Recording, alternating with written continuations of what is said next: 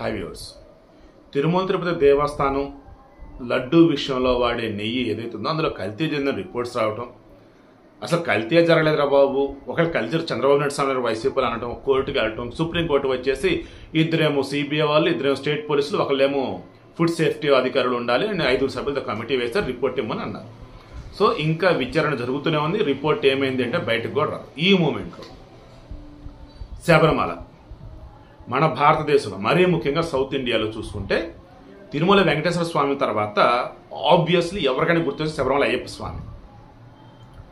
ఈ అయ్యప్ప స్వామి ప్రసాదానికి కూడా అంతే గుర్తింపు అండ్ ఎంతో ఇష్టంగా తినే వాళ్ళు ఉంటారు. ప్రత్యేకించి మరి డబ్బాలు తీసుకొస్తారనమాట ఇక్కడ ఉన్నటువంటి తెలిసిన వాళ్ళకి ఇవ్వటం కోసం. పోలిక కరెక్ట్ కాదు, బట్ పోలుస్తున్నా. ఎలాగైతే గోదావరి జిల్లా వాళ్ళు పులసలు తీసుకొచ్చి పులస కూర తీసుకొచ్చి వాళ్ళకి కావాల్సిన చేయించుకుంటారో, ఈ శబరిమల అయ్యప్ప స్వామి ప్రసాదం కూడా ఎక్కడ దొరకదు, ఓన్లీ శబరిమల దొరికింది. అది కూడా ఆలయం తెరిచేది కొద్ది రోజులే కాబట్టి అలా దీక్షలో ఉన్న వాళ్ళు నార్మల్గా వెళ్ళిన వాళ్ళు ప్రసాదం తీసుకుని వస్తారు. అలా ఈ ప్రసాదం ఇచ్చి పనులు చేయించుకున్న వాళ్ళు కూడా ఉన్నారని నాకు తెలిసి. దాన్ని అరవణ అంటారు. ఏది ఆ ప్రసాదం. దీనికి సంబంధించి నాకు బాగా గుర్తు, లాస్ట్ ఇయర్ మనం మాట్లాడుకున్నాం. నేను మన క్యాటలిస్ట్ ఎస్పీ ఛానల్లో కానీ అప్పుడు గరుడ పురాణ ఎస్పీ, ఇప్పుడు మహాభారతం ఎస్పీ ఉంది కదా, అప్పుడు గరుడ పురాణం చెప్తున్నా. ఆ ఛానల్లో కానీ ఖచ్చితంగా ఇచ్చాను నేను. ఏంటది? ఈ అరవణ ప్రసాదంలో యాలకులు వాడతారు. ఈ యాలకులలో పరిమితికి మించి రసాయనాలు ఉన్నాయి. దానివల్ల ఈ అరవణ ఏవైతే ప్రసాద డబ్బాలు ఉన్నాయో, కంటైనర్స్ ఉన్నాయో, అవి కనుక స్టాక్ ఉన్నట్టయితే పాయిజన్ అయ్యే ఛాన్స్ ఉంది. అండ్ అవి ఇక తినకూడదు, అది ఆల్మోస్ట్ కల్తీ అన్నట్టే అన్నాయి. వాస్తవానికి ఈ యాలకులు అన్నప్పుడు నేచురల్ ఫార్మింగ్ చేసే వాళ్ళు ఉంటారు, బట్ అవి రేట్ ఎక్కువ. దాంతో వీళ్ళు ఏం చేస్తున్నారు, తక్కువ రేటుకి యాలకులు ఇచ్చే వాళ్ళ నుంచి తీసుకున్నారని అనుకోవాలి. ఇంక ఇక్కడ నిజమే కదండి. సేమ్ తిరుమల నెయ్యి కూడా అంతే కదా, తక్కువకి ఇస్తానని చెప్పేసి తీసుకున్నారు. ఏమైందా, చెత్తలు వచ్చేసి కల్తీ కలిపిలా.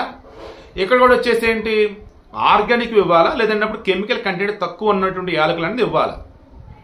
బట్ ఏమైందా అంటే 1 కాదు 2 కాదండి, 6,65,000 కంటైనర్లు ప్రసాదం లాస్ట్ 1 yearగా ఉన్నాయి. దెన్ ఒకసారి చెక్ చేశారు, ఎందుకంటే రేపు ఇంకా నవంబర్ వచ్చింది అన్నప్పుడు ఇంక స్వాములు వెళ్తూనే ఉంటారు కాబట్టి, దీక్ష కాబట్టి 41 రోజులు ఇలా ప్రసాదాలను రెడీ చేయాలి కదా అని చెప్పేసి చెక్ చేస్తే పాయిజన్, ఆల్మోస్ట్ కల్తీ అయిపోయింది. ఇంకా అది తినకూడదు. ఇంకా ఎందుకు, ఆ అరవణ డబ్బాలో స్టాక్ ఉన్న దానిలో లిమిట్కి మించి కెమికల్స్ ఉన్నాయి. ఎలా ఏంటంటే ఏం ఆడారు ఏంటంటే యాలకులకు ఉండే కెమికల్ అందులో ఉండిపోయింది. 6,65,000 టిన్నులు, వాటి వాల్యూ వచ్చేసి 5,50,00,000 అంటే 5.5 కోట్లు. సో ఇప్పుడు ఏం చేయాలి, అన్ని లక్షల టిన్నులు స్వామివారి ప్రసాదం, భక్తుల మనోభావాలు దెబ్బతినకూడదు, మరి ఏం చేయాలి. అందుకని ఒక ఆలోచన చేశారు, దీనిని ఎరువుగా చేసి పొలంలో కనుక చల్లితే భూమికి మంచిది, ప్రజలు కూడా సంతోషిస్తారని చెప్పేసి అప్పుడు టెండర్లో పిలిచారు.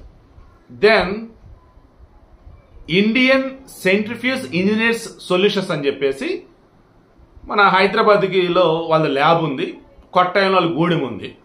సో కేరళ వాళ్ళు దెన్ వాళ్ళు టెండర్ గెలుచుకున్నారు. ఎంతకి, 1,15,00,000. ఏం చేయాలి 1,15,00,000తో? 1,15,00,000 ఇచ్చే డబ్బు, వాటి వాల్యూ వచ్చేసి 5.5 కోట్లు. ఓకే, దెన్ ఫస్ట్ వాటి అన్నింటిని కూడా తీసుకొని వాళ్ళు కొట్టాయిలు ఉంటే వాళ్ళు గూడెంకి తీసుకెళ్తారండి. గూడెనికి, దట్ మీన్స్ దాన్ని గూడెని ఏమంటారు అబ్బా, కొంచెం పేరు కూడా గుర్తురాట్లేదు చూడండి. సో వాళ్ళ యొక్క ల్యాబ్ వచ్చేసి హైదరాబాద్లో, కొట్టాయినటువంటి వాళ్ళ షెడ్కి పట్టుకెళ్తారు. ఇక అక్కడి నుంచి దానిని ఏం చేస్తారు, ఈ డబ్బాల నుంచి వేరు చేసి పెద్ద పెద్ద టిన్స్లోనో మరి వేట్లో కలుపుతారు, పెద్ద పెద్ద డ్రమ్స్లో కలుపుతారు, చూడాలి. అందులో వేసేసుకొని అక్కడి నుంచి హైదరాబాద్లో ల్యాబ్ ఉంది, హైదరాబాద్కి వస్తారు. హైదరాబాద్కి వచ్చిన తర్వాత ఇప్పుడు దానిని అంతా కూడా ఎరువుగా మార్చాలి. ఎరువుగా మార్చి ఆ తర్వాత శబరిమల దేవస్థానానికి అప్పచెప్తారా, కేరళ గవర్నమెంట్కి అప్పచెప్తారా మన తర్వాత చూడాలి. సో విషయం ఏంటి, ఇప్పుడు మోతాదుకు మించి కెమికల్స్ ఉన్నటువంటి యాలకులను వాడారు. కారణం మరలా చెప్తున్నా, తక్కువ రేటుకి వస్తుందని చెప్పేసి యాలకులు తీసుకోవటమే. లేదా ఒకవేళ తక్కువ రేటు కాదు ఎక్కువ రేటు కనుక అన్నట్టయితే మరి ఎవడు మెటీరియల్ ఇచ్చాడు, ఆ మెటీరియల్ ఏంటి అన్నది ఒకసారి క్వాలిటీ చెక్ చేసుకోవాలి కదండి. చెక్ చేసుకున్నాక వాడాలి కదండి.